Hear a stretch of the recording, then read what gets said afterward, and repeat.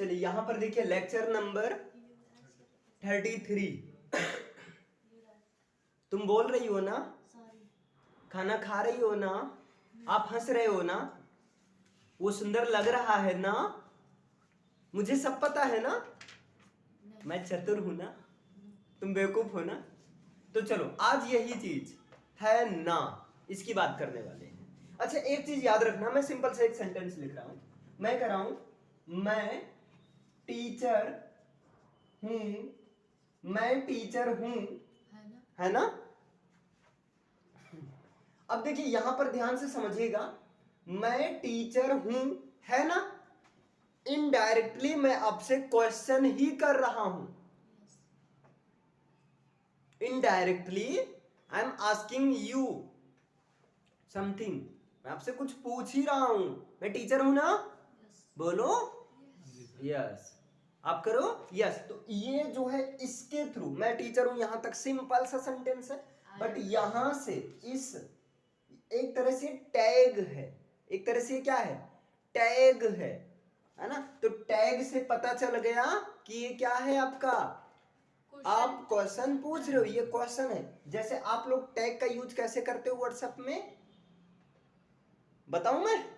हाँ, आप करते हो ईट और वही क्वेश्चन मार्क।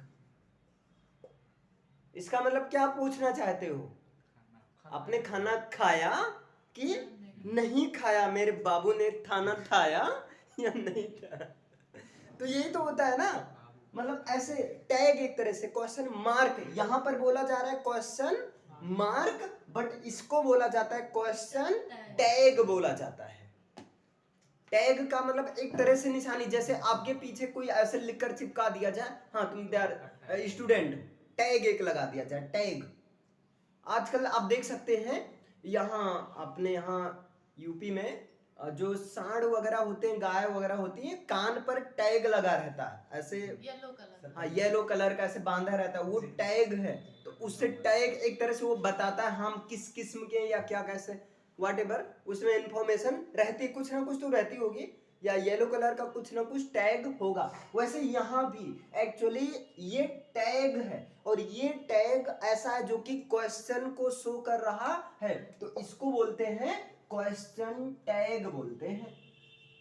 इसको क्या बोलते हैं, क्वेश्चन टैग बोलते हैं, है ना, क्वेश्चन टैग्स बोलते हैं। यानी कि यहाँ पर बहुत ज्यादा यूज किया जाता है, लोग जाने अनजाने इसी का यूज करते हैं, और स्पीकिंग के पर्पज से तो बड़ा इंपॉर्टेंट हो जाता है, ये बहुत पहले कवर कर देना चाहिए था। क्यों?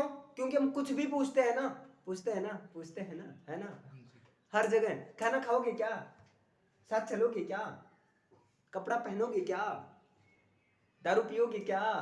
तो इस तरह से मतलब हुंकारी भरवाते हैं हम लोग, अगर अपने लैंग्वेज में कहें तो हुंकारी भरवाया जाता है। समझ में आ रहा है ना, हाँ आ रहा है, आ रहा है, ठीक। तो इसको इंग्लिश में कैसे बनाते हैं, तो इसके लिए सिंपल सा रूल है, देखो इसके लिए सिंपल सा रूल है, अफर्मेटिव के लिए नेगेटिव, नेगेटिव के लिए अफर्मेटिव, पहला रूल एकदम बढ़िया सस्ता अच्छा खासा, क्योंकि इसमें बहुत खास आपको याद नहीं करना है, क्योंकि स्पीकिंग की क्लास है, थोड़ा सा आपको समझने पर फोकस करना है।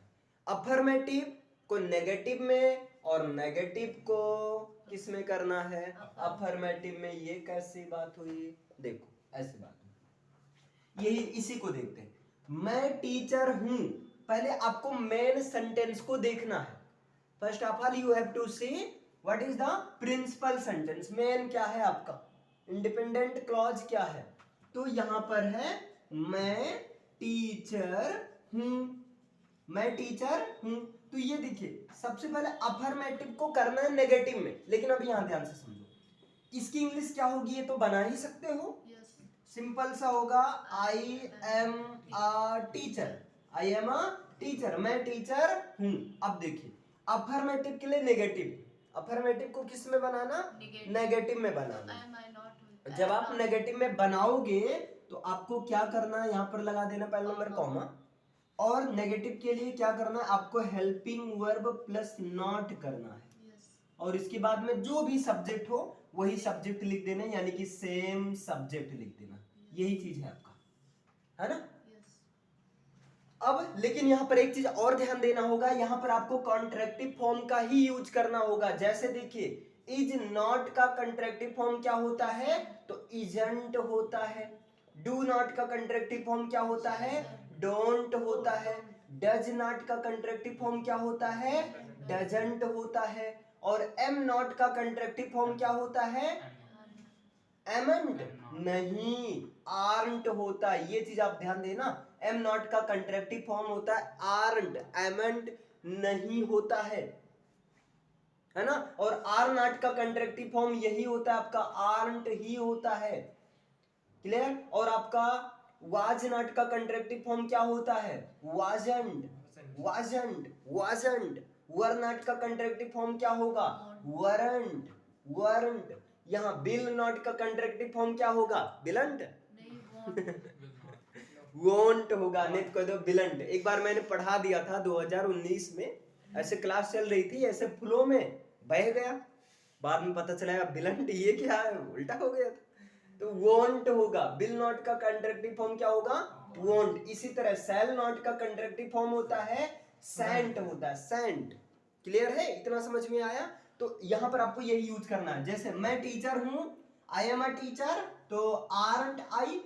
देखिए एम नॉट का कंट्रैक्टिव फॉर्म एमंट नहीं, आरंट। तो aren't I, I am a teacher, aren't I. You are teacher, aren't you. You are a student, aren't you? You are girl, aren't girl? You are bad girl, aren't bad girl? aren't. समझ में आया? इस तरह से आपको use करना। तो affirmative के लिए नेगेटिव, लेकिन नेगेटिव वाला कॉन्सेप्ट यहाँ कैसे रहेगा, हेल्पिंग वर्ब प्लस नॉट और उसके बाद में सेम सब्जेक्ट लिख देना है। क्लियर है। अब दूसरा है नेगेटिव के लिए क्या कर देना, अफर्मेटिव कर देना। जैसे मैं ऐसे कह दूं, मैं टीचर नहीं हूं, मैं टीचर नहीं हूं, मैं टीचर नहीं हूं। हूं क्या, सही है क्या, सही कह रहा हूं क्या, मैं टीचर नहीं हूं, है ना, मैं टीचर नहीं हूं, है ना, मैं टीचर नहीं हूं ना, मैं टीचर नहीं हूं ना। मैं टीचर नहीं हूं, पहले तो मैं एक स्टूडेंट हूं।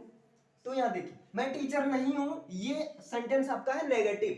तो नेगेटिव के लिए क्या करना, नेगेटिव के लिए कर देना अफर्मेटिव। और अफर्मेटिव का मतलब helping verb plus subject, simple सा।